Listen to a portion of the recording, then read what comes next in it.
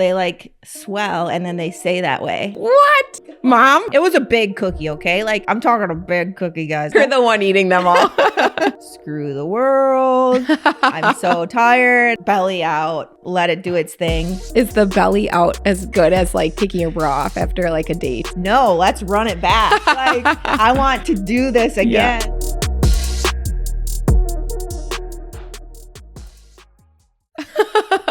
Literally, I want to like touch on all of that in this beginning part because I feel like week 35 on-ish is when things really start to pivot and change and you're feeling more overwhelmed. There's a lot of mixed information out there where you're starting to kind of second guess things or flying by the seat of your pants. Things So get weird fast. yeah, I want to dive into that more today and go through some unhinged experiences. I got some unhinged stuff for you. What has been the most like dramatic symptom that you've experienced so far? Dramatic, it would be the peeing, thirst and peeing now. Okay. It's all the time. I would watch people online be like, so thirsty, have something next to their bed and say that it'd be gone tomorrow. I'm like, I'm not thirsty. Like, what the heck? And then all of a sudden you're in that phase and you're like, okay, yeah, I get it. You're Yeah. just peeing all the All the time. time. You got it. You get really good at like, oh, I'm about to sneeze, cross my legs. Otherwise, like, you'll piss your pants. Like, it's real. It's real. I'll like sneeze and Mitchell will be in the other room and he'll be like, did the floodgates open? And I'm like, you did. It's just, there's so much pressure. Yeah. Yes. We're going to get into all of Oh, that. yeah. Okay. Most humbling task for you. Anything that has to do with bending over, Okay. putting your socks on, putting your shoes on, you would have Yeah. thought that I just did like a 400-meter sprint. Yeah. Because you're like taking a deep breath, like, okay. And it's like so much compression on your lungs and Oh everything. my God. Where, You have to kind of like hold your breath. Yeah. Because there's no like room to breathe. yeah. That's very humbling. And it's not like flexing. It's just like a basketball, It's literally just- between yeah. your quads and your chest. Yeah. I'm loving this. Okay. What has been like the most offensive body change? Oh, okay. I have two. This is the thing that does not make it out of the girls group chat that I'm going to Okay. share with the internet. Okay. He's going to learn a lot about women and pregnancy. Okay, so you're from fluid, hormones, pressure, your labia will like swell. Oh, wow. And I never heard that before I got pregnant. And I texted my friends like, is this normal? Like what is happening? Like they like swell and then they stay that way. Do they go back once you give birth? From what I'm hearing, yes. Thank God. Mom? Thank God. What? It's wild. That's it's crazy. Weird and wild. Wow. It's not like so Yeah. dramatic like my belly. Yeah. But it's enough where you're like, It's unhinged. oh. Yeah. What's happening? Like, not only am I going to need a boob job, Yeah. but I'm going to need like cosmetic surgery. Yeah. They're like, no, relax. Like, Yeah. it It'll goes go back. down. Thank God. That's crazy. Okay. And then what is the one like most underrated form of self-care for you, or like something that you've been using to kind of like unwind, or Ooh. something so simple? When I have those Hyper Ice, Normatec, whatever, compression booties. Yeah. I will use those and just literally just like lounge, face mask, belly out, Oh, and let it do its thing. oh. Get Okay. the fluid out of my legs. Yes. Is the belly out as like good as like taking your bra off after like a date, or your And heels off? personally, yes. Yeah. Yeah. Or like taking off like tight Yes. leggings. Yeah. I can't stand Tight compression. Like, and the feeling of everyone watching this, they've put something on and they don't feel good in it. Yeah. And then you like can't get over it. Like you leave the Yeah. house being like, oh, so I'll get used to it. overstimulated. And it's horrible. It's like that. That's And crazy. just like let it. Yeah. Let it hang. That circulation part is so good because I want to dig into that more today a little bit. But I thought it could be super valuable to just kind of walk you guys through like a live coaching session instead of just going over like updates at 35 weeks. Yeah. I don't feel She's like that's still not sleeping. Yeah. She's still fat. Yeah. I'm just kidding. She's gained so much. No, I feel like it's just a little bit more relatable on like, okay, what is actually happening, but how do we adapt? How do we adjust and change things in the season to best fit kind of how you're feeling and what you're going through? So yeah, that's great. Diving right into that, because we'll get into the circulation and all that. But one of the first questions that I'll ask clients is like consistency wise, overarching for the week. I think you rated yourself about like an 8 out of 10 for consistency with nutrition specifically.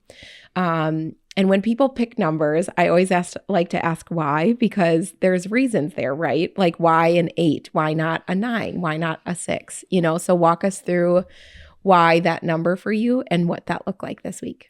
I'm the kind of person who will probably never give myself a 10, even if you as a coach were like, this is a perfect week. To me, I'm like, there's always room for improvement. But it was a really good week in regards to getting back in the flow of tracking every day and really paying attention to things. And by things, meaning specifically protein, fiber, like those are my two anchors of everything. And I'll be a little bit more flexible on the rest. But if I can nail those two things 7 days of the week, then it's a good week. It's a good week. So last week was good. I nailed my protein, nailed my fiber. Then, you know, I'd still have like a treat here or there where you're like, oh, okay, like if I didn't have that, would it have been better? Maybe. So it wasn't perfect, but in regards to the anchors and the foundational things that I'm really trying to focus on right now, did good with those. Yeah. Which leads us well into like the next like section of just like hunger and fullness levels, because you noticed that shift a lot this past week. So fast. Yeah, like overnight, I felt like, where you went from pretty consistent throughout the day and like able to like eat your normal to feeling like, okay, things are we're really packed out at the end of the day. Yeah. And then ravenous in the morning. Walk us through that. What's so weird too is you'll be hungry and then like maybe you'll get yourself more food or you'll like give yourself a decent serving and then it'll flip so fast on you where you go from hungry to like, am I going to puke? Because I'm so full. Like picture post Thanksgiving when you've eaten all the things you know you're not supposed to. 4 plates deep. You did the sweet potatoes and the pumpkin pie, like whatever. And you're just like uncomfortably full. That happens in the blink of an eye when you're eating your meal. Or at least for me it did. So I would be hungry and then like 5 minutes later be what just happened? I'm so freaking full. Yeah. And I feel like that's the one thing that people don't necessarily realize is just how much little space you have left. So instead of eating really big meals, like transitioning more to like smaller or spacing them out better. It doesn't need to be massive shifts that way. It's just a matter of what does this need to look like in this new season where I have less space for room for food and all of those things. And I'm less active in the evening, so just kind of flip-flopping how you normally would of like little birdie breakfast and a nice hearty meal with your husband is kind of like out of the picture now. Yeah. And cutting off food at a certain time, knowing that I have to eventually lay horizontal and go to bed. Yeah. Is a must. Knock on wood, I have not had any reflux issues, but the fullness feeling when you go to bed after Thanksgiving, like it's so uncomfortable. So uncomfortable. So I really like to cut food off earlier, smaller dinner, and then it'll just set me up for a better Is that something that you implemented this week, the cutoff time? Yeah. Yeah. How early are we cutting off? I'm trying to do, for sure, I'd say like 4 hours is safe. Okay. Yeah.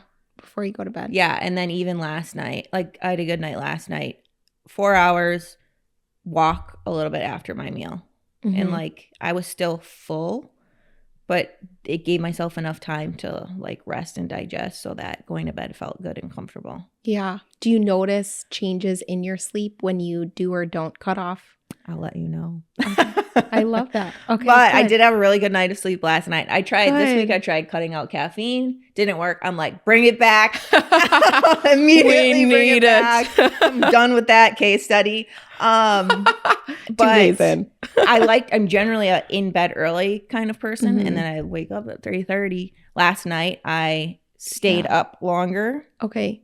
and that sleep pressure maybe, hopefully, helped, and I slept through the night last night. So Wow. That's a huge win. huge. We love that. If I'm going to try it Yeah. again. Let you guys I'm know gonna next try time. it again. We'll keep you updated. Yeah. A big question that I think a lot of people can have at this time when your appetite's changing so much and your fullness or hunger levels is really just, am I eating enough or am I overeating? Yeah. You know, and how to gauge that.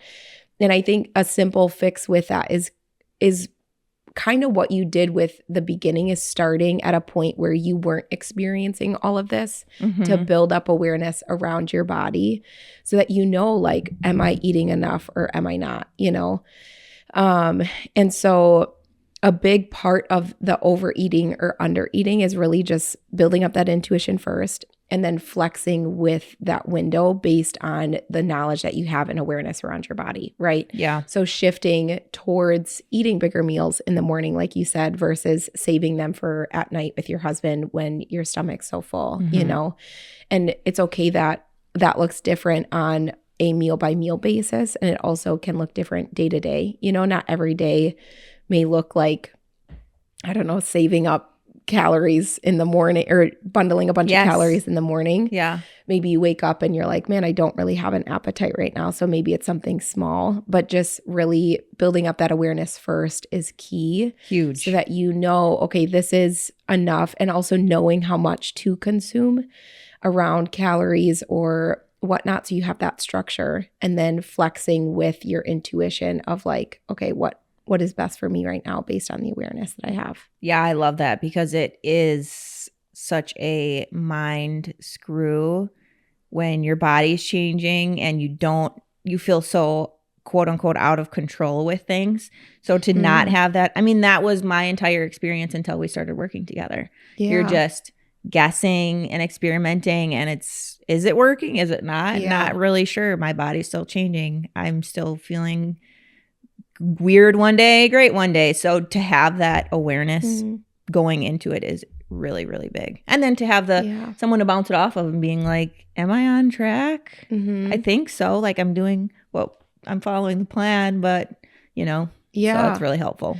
I think that's a question too of like, am I on track? Like, what does that even look like, And I think having a coach where you have someone to brainstorm with, but also a structure that just fits into your everyday life. And I think that's something that we do together is it's a collaborative experience, right? Like I want to know how you're doing. Is everything serving you? Is everything working or not? And then if it's not, then we need to adapt, and it's not a matter of massively overhauling your life or your day. It's just like the subtle shifts of like, okay, I'm not changing how much I eat. I'm just changing when I'm eating or how much I'm eating when I'm eating. Or what I'm eating. Yeah. Yeah. And those subtle shifts I feel like are what make the bigger difference there. Yeah. Something that you asked before we started working together that I loved was we have to figure out what success looks like, and that's going to change every week, especially when you're pregnant. And that has been really helpful too of, okay, what does success look like this week or in this season? And let's just focus on that and kind of like let the rest go while we're in this weird limbo of things. Yeah. And just managing expectations, because I think you as like a very driven human, you have big expectations for yourself of what you should be doing every day or accomplishing and all of those things. So I think having someone to just kind of like check you in that way of like, you're doing great, like you don't need to be doing more, or like you're right where you should be is really beneficial. And I think a lot of people crave that, and that's where people start overthinking and overhauling and complicating things way more or throwing in the towel completely, is just because they don't have someone to just like come in and kind of save that brain power for them.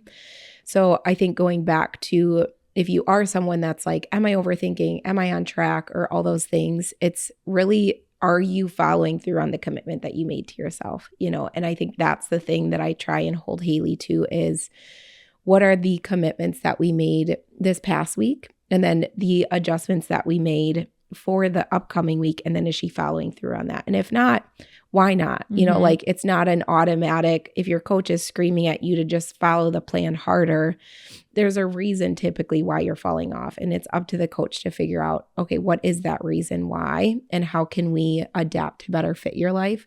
There's still a degree of you showing up. Yes. And there's still a degree of you following through and actually taking action.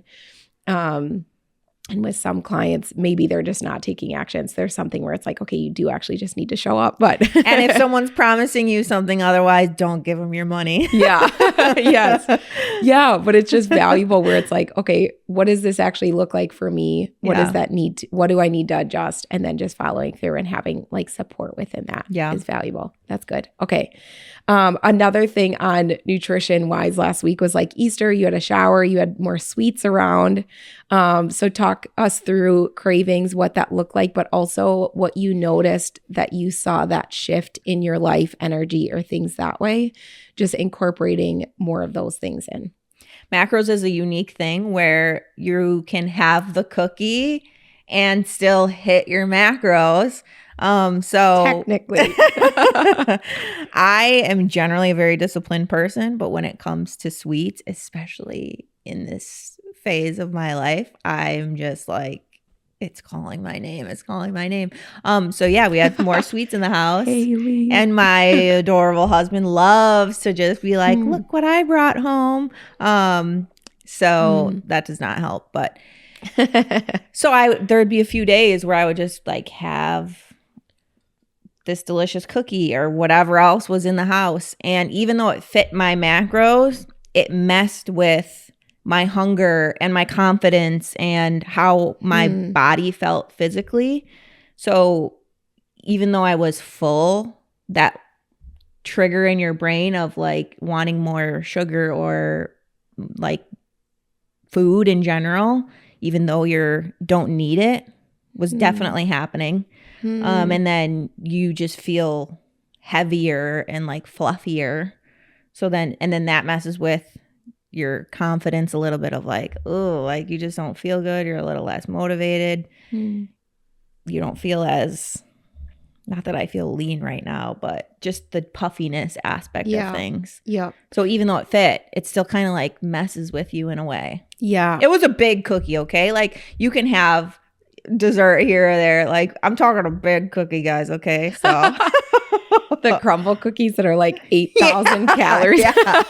Yeah. That's crazy. I think a lot of coaches move into like fix it mode where it's like all or nothing, just stop having them, don't have them in your house. And I never take that approach typically with clients where it is that way. It depends on the person though. Like I think for me personally, it's a out of sight, out of mind. Yeah, so me too.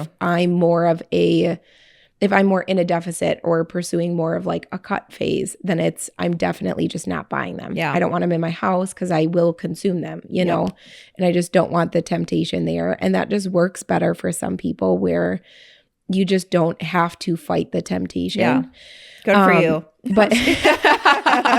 But also having them in your house when you don't live alone, where like other people are buying them or supplying them, then who do have self-control. And you're the one eating them all.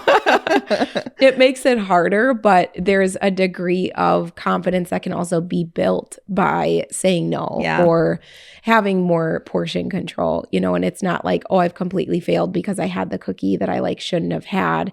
We just get to see more feedback and signals from how our body feels in those moments versus when we're eating really clean or eating foods that don't make us feel that way. Yeah. You know? Yeah. But I think it's good to have like flexibility in there. You know, it's good to have little mess ups here and there because you get to learn why we don't always eat a cookie every single day, all day, or like why that's not the majority of what we consume. And if we never have those times, and I think that that's a big part of how I coach, why I coach, is like seasonality of things, you know, whether that's a cookie here or whether that's navigating a vacation, it gives us insight into what we need as a person and what adjustments that we need to make to best support like your goals, but also your mental health and how you feel and all those things too. Yeah. That happened this like weekend. So walk us through after like a few days post indulgement in that way. Like how are you feeling energy and confidence wise, like getting back into your routine and all of that? I feel good. I kind of had that conversation with myself of like, you had fun, you enjoyed it, and it's okay not to stay there. Like I get a boost of confidence and energy from knowing that I kept that promise to myself of have your fun and then like let's get back out into business. Like that makes you feel good. Yeah. As a person and as a driven person. So you enjoy getting back into it. Yes. I feel like. Yeah. Like that's with anything. A lot of people that like don't move their body on vacation even or things that way, I think you start craving it because of the impact that it has on your digestion or things that way, you know, and it's the same thing with food and nutrition, whether you're pregnant or not. You know? Is like your body just craves what makes you feel good. Yeah. You know, instead of flipping that anxiety, flip it into excitement, you know? Yeah. Yeah. Of like, all right, let's like rock here. Yeah. And I think that anxiety and excitement, they feel the same. So they show up this exact same in our body. Yes. People confuse it. And it's like, we can flip this. That's where I feel like the positivity is like, or glass half full. It's like viewing it that way versus the anxiety around starting back up again or like getting back on track. It's like, it doesn't need to be that way. Like just dive back in. Someone asked me this week, is how you're feeling changing the amount of kids that you want in the future? Like, is it so hard that you're getting a new perspective? I'm like, no, let's run it back. Like I want to do this again so that I can implement the things that I've learned earlier. Wow. And just be, you know, like let's run it back.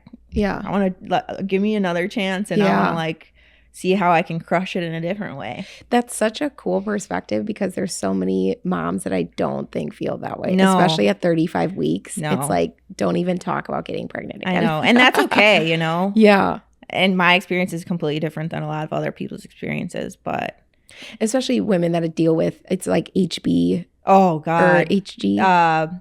HG. HG, where you're like just hacking all the time. My answer would be way different. Yeah. Yeah. Very different. But very special just to like walk through a season where you're just constantly refining, you know, and loving and don't get me up. wrong. Like there are moments during the day where I'm like, screw the world. I'm so tired. Like I feel gross, but how long am I going to stay there? Yeah. You know, pull myself back out. Yeah. And like find gratitude and excitement and everything. So good. One of the big things with feeling in control with like the cravings and anything that comes up on the day-to-day or following through on the workouts or getting your steps in or actions that we take is a matter of stress and like how much stress that we have. Because the higher stress that you have, I think self-control can kind of go out the window. So something that you talked about was just like your Oura ring has been screaming at you this past week. You rated your stress 2 out of 5, but you're like, my stress in my Oura ring is very, very high consistently. Have you noticed stress outside of the Oura ring, or what has that looked like as far as data? Yeah, it's screaming at me. I open the app and the first thing that it says is like, your stress tolerance is like went from low to high, blah, blah, blah. You are now resilient. Yeah. But that's funny. I think if I sit still with myself and I calm my mind, I do have racing thoughts. I might have a little tensity in my shoulders. Like it takes me a moment to truly relax. But I don't have this raging anxiety, stress, worried about things. I don't feel that way whatsoever. I feel like if you were to ask me if I feel stressed, I would say no. Physically, your body, I'm like, yeah, I get that.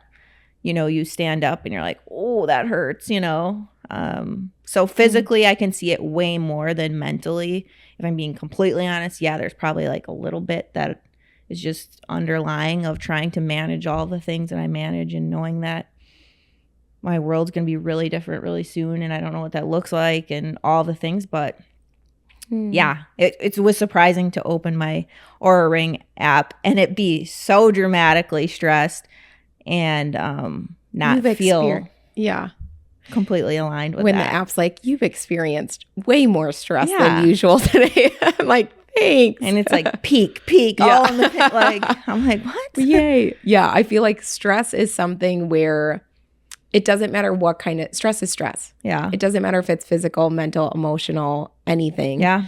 Your body views it as stress. An analogy that I like to kind of use when talking about stress is like getting chased by a bear. Like that bear could be emotional, it could be physical, it could be mental. Whether it's a black bear or brown bear, it's still stress. Yeah. So your body still responds the same way. And add on not only carrying a baby and the stress on your body that comes with that, but stress is also from workouts, or doing yard work or getting ready for the baby and doing like getting the nursery ready. And on top of it, trying to be productive in your work and everything you do every day. Managing relationships in your life still. Yes. Yeah. Yeah. And even emotional things that come up with that or like things that you work through in your mental health as you're like navigating a new season of life. Yeah. There's just so much. And it's not necessarily about us eliminating stress. I think it's more so managing how we carry the load.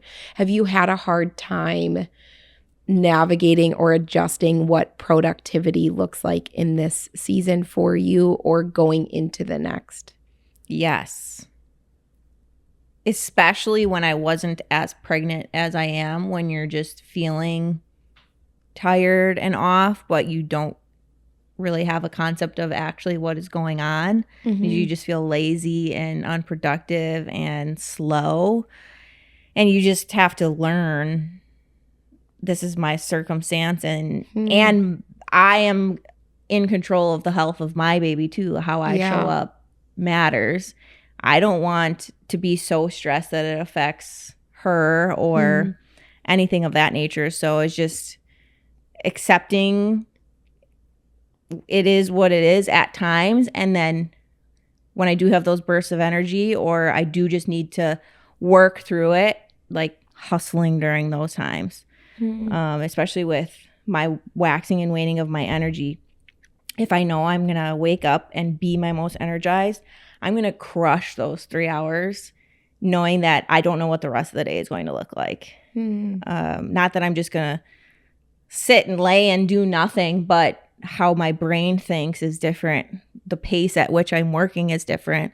So really, they always say, what did I do with my life and how is I was not this efficient before I had kids. And I'm starting to understand that because you know that you have this window of time and you're like, what is the most important things? I'm going to get those done and then just have a little grace for myself for the rest of the day. I was going to say, because I hear that often is like, I don't know why I wasn't more grateful for how much time I had on my hands before I had kids. And she's not even here.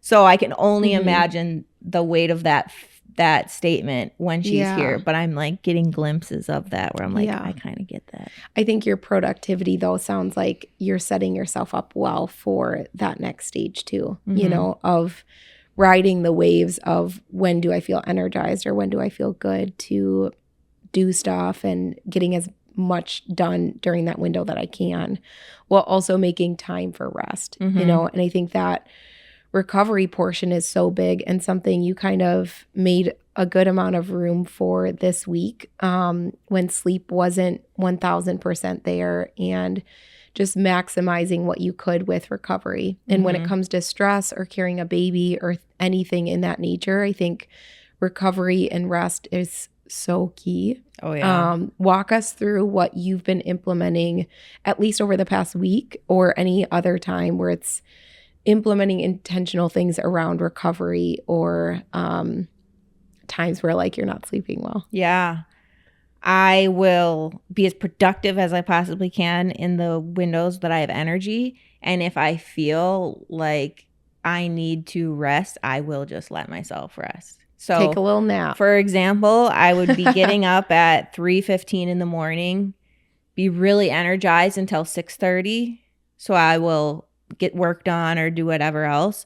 And then I'll let myself nap from 6:30 to 8 or whatever. And then kind of like get back going. Is it ideal? No. I want to wake up at 6:30 and go to the gym and then have this really productive morning. But just being flexible to listening to my body and what it needs. Because if I don't nap, okay, then my entire day is just out the window. Or if I do have energy, it's probably not from a good place. It's probably more cortisol and adrenaline. And I don't want to run on that. I don't want her to experience me running on that. Like, I've lived that life and it did not get me the success or the life that I wanted whatsoever. So I'm very conscious about just being flexible to what I need.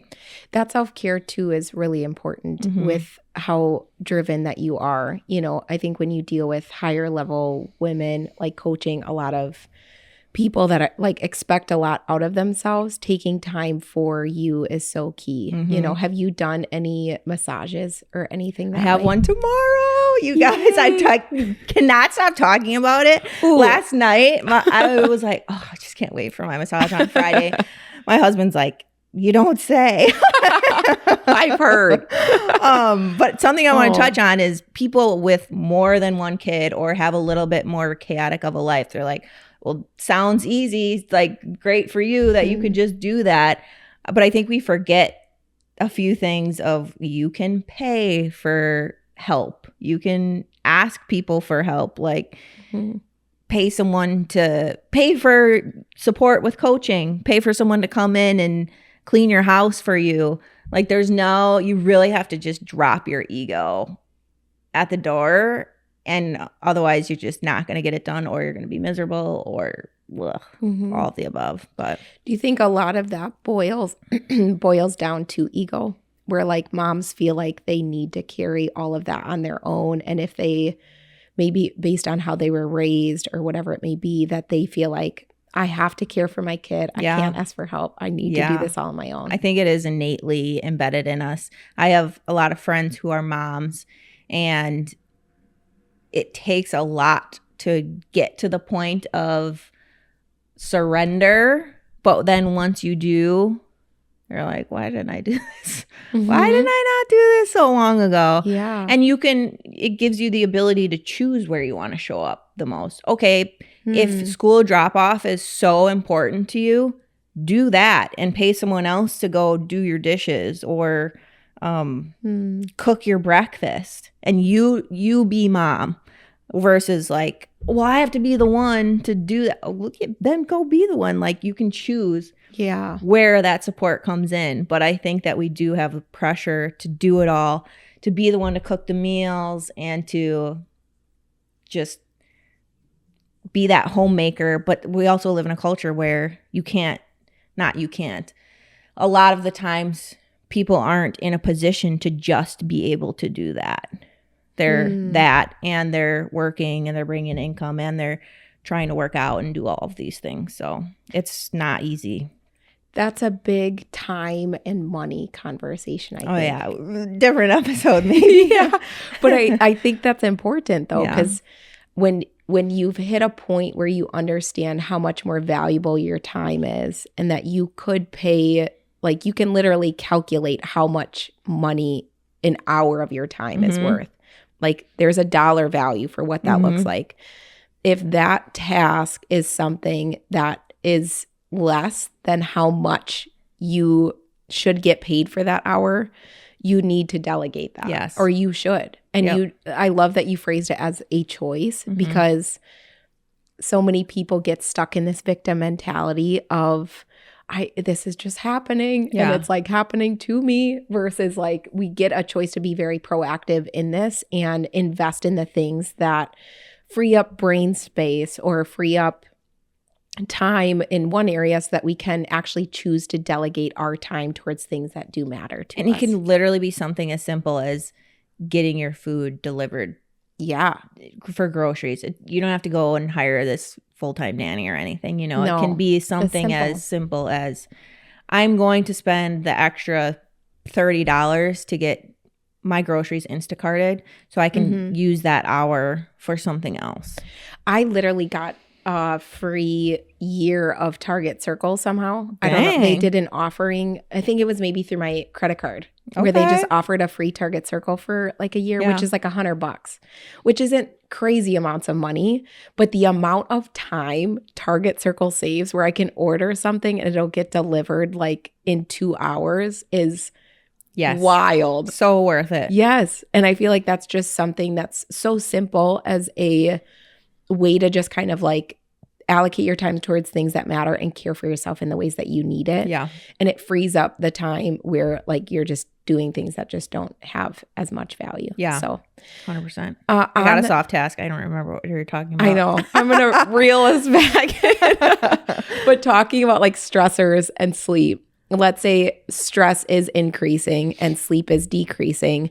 That has impact on how we're feeling, right? Yeah. Whether that's our energy levels or going as deep as like how our digestion is every day. And like when your nervous system is going crazy and you're not sleeping as well, there's big digestion disruption that takes place. And I think that's something that like is really key to talk about, is just because of how much that impacts like our everyday life and all of the things that come with it. Walk us through changes in that you've seen with like stress increasing and sleep decreasing a little bit in this season. That and homegirl putting on like a pound in a week will do wonders. Weird things to your digestive system. Yeah. It's actually crazy. Everything slows down. So slows way down. You have to be way more intentional about moving, fluids, fiber, or you're going to be constipated. That's where hemorrhoids come in. You have to be so much more intentional. And then you feel so full because you haven't had a bowel movement. And then that messes with your hunger. It's just this entire cascade of symptoms and events from that little, it's not little, but that everything's slowing down. I think the big thing is the cycle of it and how much everything impacts one another. Oh, yeah. Something that I explain on my first call with clients is we have all of these like glass marbles that we have every day. And you toss them up in the air and they all take different heights and they're all separated, right? Like you have your hormones, you have your work, you have your other kids or relationships, you have workouts and nutrition and all of these areas in your life. And a lot of people just like toss them up and catch them every single day. And there's no connection between them, you know, and people often miss the fact of like, oh, my stress is high and my sleep is low and that's impacting my digestion, you know. In so much we can take care of, right? Like there's actions we can take to help with that, but there's also some stuff that you can't change, like being pregnant right now, you know. But so much impacts all of that. And when we realize the connection among all of those things, we can start to kind of put the puzzle pieces together in adjustments that we need to make to protocol or to our everyday life or lifestyle. Where do you think that lack of awareness comes from? Just I don't think people know to think that. You know, I think we're taught to just like, oh, we should eat healthier. I should work out. I should like move my body. And it's all like these segmented like fragments of sentences, you know.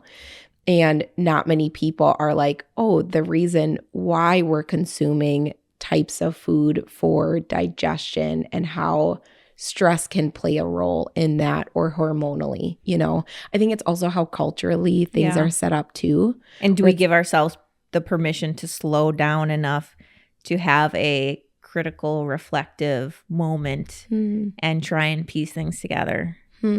That's good.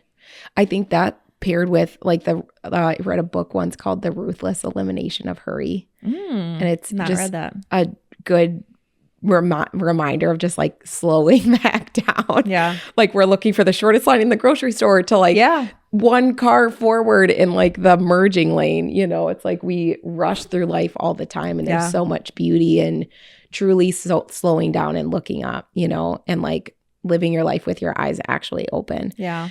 That paired with just, I think, like why I created Totality is because I saw a lot of gaps in that. You know, like you go to an OB or you go to a overarching doctor over here, a naturopath or a whatever kind of PT, you know, and everything's so separate, which is good because we have experts in all these fields, but there's not someone kind of like bringing people together, you know, and I think that's what's something that I wanted to integrate with Totality is just creating something that gives people recommendations, that gives people an opportunity to advocate for themselves past the point of just like these separate parts of their lives, if that makes sense. Yeah, it's confusing. Yeah. And overwhelming. With digestion though, a big thing that with that is just like movement, right? And so implementing those walks, like you mentioned, after eating plays such a big role. Even if it's for like 5 minutes, it just gets everything moving and kind of like gets the ball rolling in that area, which is really good. And something you shared on your check-in about workouts is like this theme of just like showing up. What has that looked like for you in this season being 35 weeks? Being freaking tired and sore and not necessarily wanting to go work out, but then you kind of get into it and you're like, okay, yeah, this feels good. And then you finish and all the hormones get released and you did the thing that you said you were going to do. And you're like, okay, I feel great. You still feel the pump underneath all this goodness. And you moved and all the endorphins are flowing and it feels really good. It's just harder to get there. But then once you're there, but that's even like not being pregnant. There's just a whole nother level to it when you are. But also a deeper why. Oh yeah, so for sure. Pros and cons to both of that. Yeah. And it's weird because I think I said this on my check-in too. You're not working out to see results. Your body is inversely doing what it normally does when you work out when you're not pregnant, of like leaning out and increasing muscle mass and all of those things. Maybe that's happening, but you're growing every week as you should be.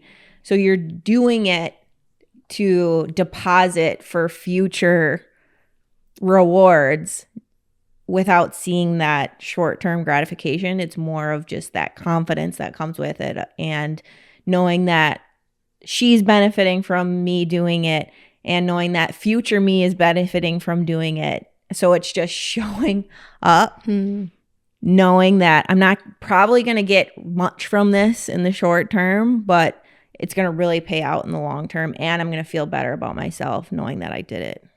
Delayed gratification is one of the most underused or acted upon actions. Yeah. We're so quick in our like day and age to, I want something, I get something. I want something, I get something. Like you need to find information on in the internet. You can Google it and find it in 0.5 seconds, you know? And I think the ability to see this is going to pay off, but I'm still going to show up now because I know that like there's a reason behind that, even though I'm not seeing it right now. I think with exercise specifically, you're getting a lot of like the release of endorphins and the mental benefit too. Have you seen that being like, is that a key driver to you actually showing up, that you're like, okay, at least I'm getting the mental side of that? Sometimes, to be completely honest, sometimes, yes. Like, do I ever leave a workout feeling worse than when I went into it? No. Like, the chances are that is not ever going to happen. But it's not as dramatic. No, you're still sore and tired. When you started, you're still sore and tired after. So it's just, and they look different. My workouts look different. I move slower. I'm not PRing. I'm still lifting pretty heavy weights in my opinion. We'll talk about that later. No, I'm just kidding. So they look different and they feel different, but I'm still showing up and doing it. And yeah, I mean, you get the mental reward of checking the box or the hormones that come along with movement, but it's not always as dramatic as I wish it would be. Mm-hmm. It's really just like when you're not pregnant and you're like, oh, I just feel like really good from that. Got a great pump or whatever it may be. Sometimes yes, sometimes no. Yeah.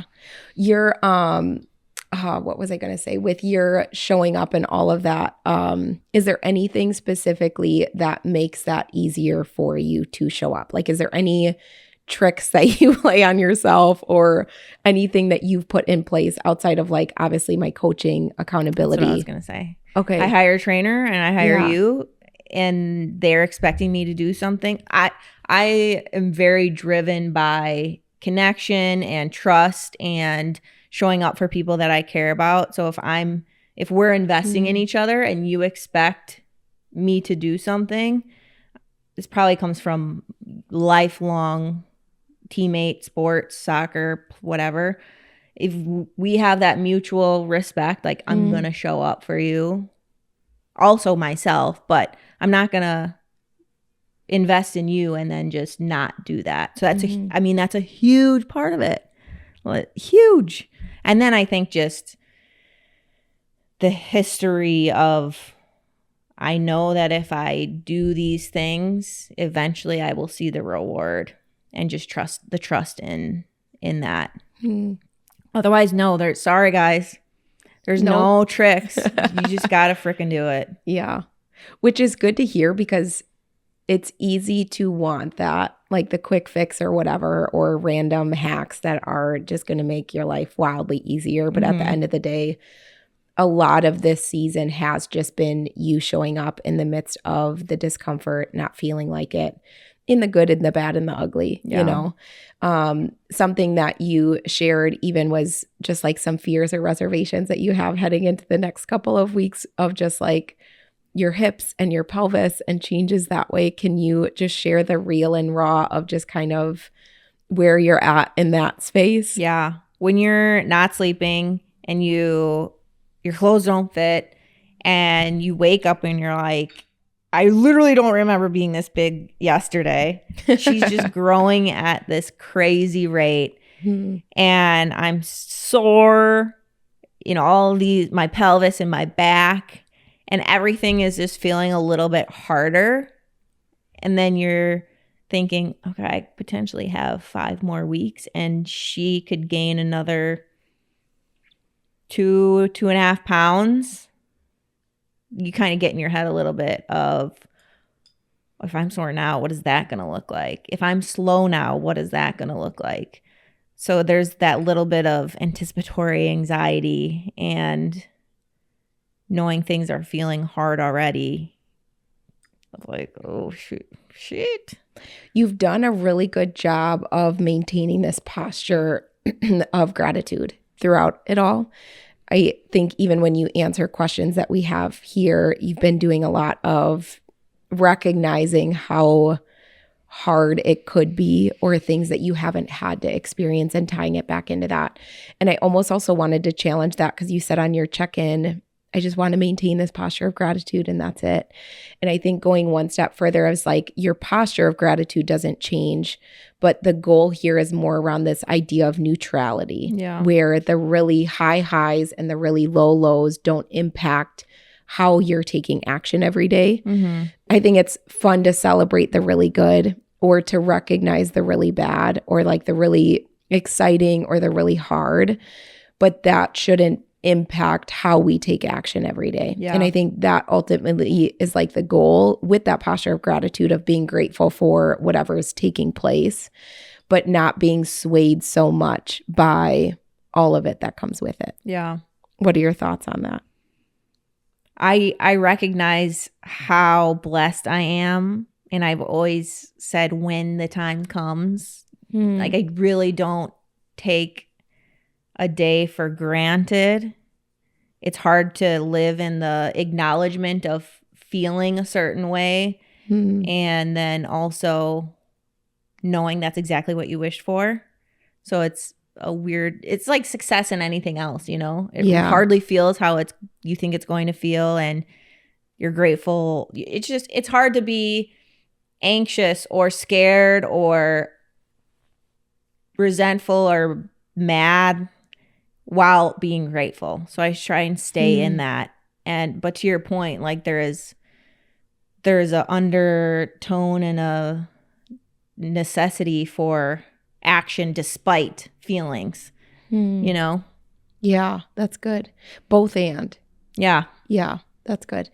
The last thing is I always like to ask clients like, hey, what are we committing to? You just spent 10, 15 minutes reflecting on when they fill out their check-in. Like you've reflected on this past week. You have ideas going into the next week of what needs refinement or what I may recommend to you depending on how well you know me as your coach too. And so I always ask clients, like, what are you committing to? Like based on this reflection, because I want you to think through the analytical lens of what that looks like too. And something that you kept as a theme throughout this check-in was like, just get shit done. Yeah. Keep the momentum going and keep showing up. And this momentum theme is what I think is really serving you so well in this season. And I think of the analogy like Newton's first law of motion, where like an object at rest stays at rest and an object in motion stays in motion, less like 100% acted on by an outside force. And I think the momentum idea with the environment idea paired together are truly what have massively impacted you as a person, because it would be so much easier to just stop. You know, I'm feeling uncomfortable, I'm not going to lift, or I'm too full, so I'm not going to eat, or I'm starving, so I'm going to eat everything, you know, and just stop with the plan and not follow through. And I think that makes it so much harder to restart. And you've just kept this underlying theme of, I'm going to just keep showing up, because the goal has never been perfection with us. It's just maintaining that momentum in a season where it's harder to do so, but it's going to make it monumentally easier to do so on the back end. Hopefully. That's the plan. We'll see. Yeah, that is truly the reason why I came to you when I came to you. Yeah. I had a foresight knowing, okay, it's kind of starting to feel hard already, and I don't even know what's coming. So how can I get ahead of it? And exactly what you said was beautifully said. It's 100% why. And I'm very grateful that I did, because it would be so easy to I'm just going to walk today or whatever. It would be so easy to do that. There's so much research around just strength training as a whole being so positive on the impact of like giving birth, you know, like the strength and endurance that is required from that has such a good translation to strength training in the gym, you know, and that's why I think there's more of a rise of pushing that on women that get pregnant. And it's so cool to see. Yeah. So recommendations basically that I would give you as like, if this were an official check-in, would be obviously space out your meals maybe into like a little bit of smaller meals as you like shrink the amount of space that you have available for that, moving more of your meals towards when you're actually hungry, so that we're riding that wave with the intuition that you've built. You know how much you need to consume every day. So when we're hungry, let's eat more. When we're fuller, then let's not like save calories for that time. And moving after your meals to just kind of help with the digestive process of that all, while continuing everything that you're doing well with the aspects of like movement and getting your workouts in and all of that. So that's kind of the feedback that I would give. You asked a question regarding like MyFitnessPal and that logging your steps even, which I think is important. Yeah. You caught that it was tracking your activity. Yeah. All of a sudden there's this feature in MyFitnessPal where it'll connect with your steps, and it'll bonus you out calories based on how active you were. So there could be a day. There could be a day where I get an extra 50 to 150 calories, and maybe that doesn't matter as much right now. We're not trying to cut or anything, but we're also trying to mitigate any unnecessary weight gain.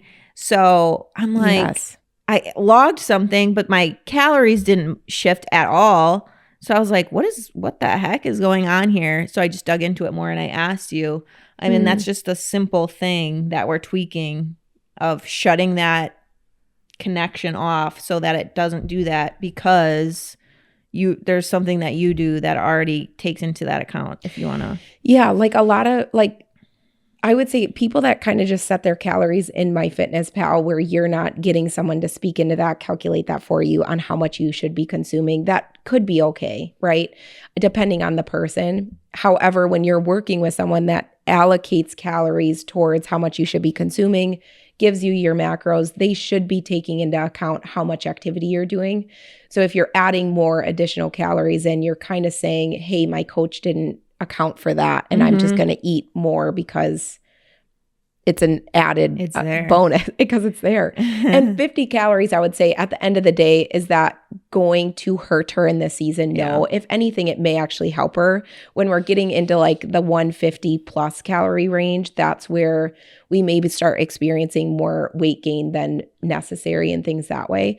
But especially when we're looking at people that are in a fat loss phase or even in maintenance, we want to make sure like, hey, if you have a coach that's giving you values, it's important that you like listen to what they say versus including the allocation for what MyFitnessPal is giving you. So lots of changes this past week, I would say, over pregnancy, digestion, energy, confidence, body changes, all the things, which amidst even the discomfort, I think the biggest thing to walk away from is like, hey, if you have the momentum built up, it's easier to take action in those ways than if you don't. And just riding that wave of as things come and go, just showing up in whatever makes sense as far as what you have as your protocol and things that way. Is there anything you would add? No, I don't think so. Okay. For once, she has nothing to add. Weird. I love it. So good.